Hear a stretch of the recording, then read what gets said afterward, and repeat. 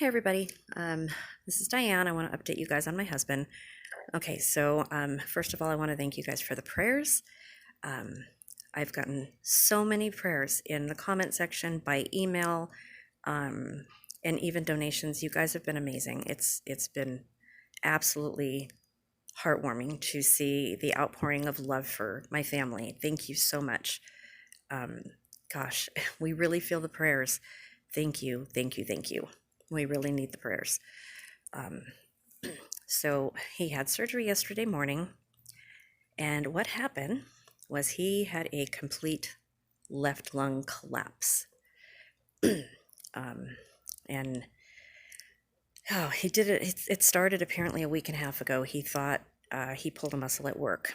Well, apparently he didn't. His he whatever he did caused the lung to separate from the chest wall and slowly deflate. So Sunday night, he was in a lot of pain, and it probably collapsed like halfway on Sunday night.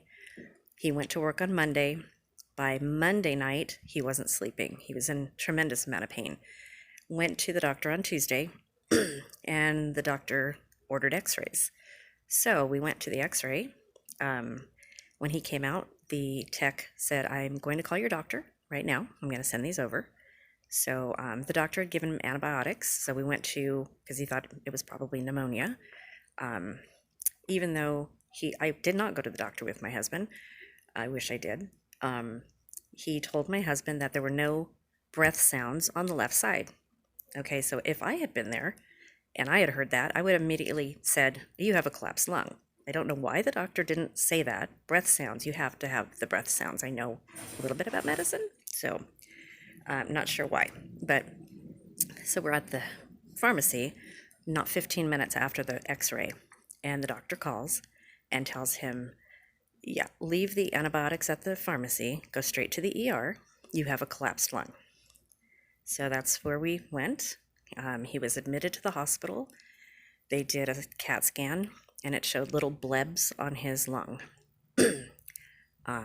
And whatever he did at work irritated one of those blebs, and it burst, causing air to escape from the lung. So by the time he went to the doctor on Tuesday morning, his lung was completely collapsed. So here we are today. He had to have surgery on yesterday, and they repaired the lung, removed the bleb, and it was a hole. I mean, it was actually in a hole in his lung that was causing air to escape. Made it through surgery fine. Surgery went really, really well, and he's in ICU right now. He will be getting his chest tube removed today and going into a regular room today and probably coming home tomorrow or Monday at the latest. So that's the story. It has been a whirlwind, total whirlwind.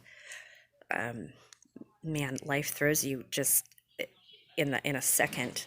It just completely changes your life, and your life can change in just a second.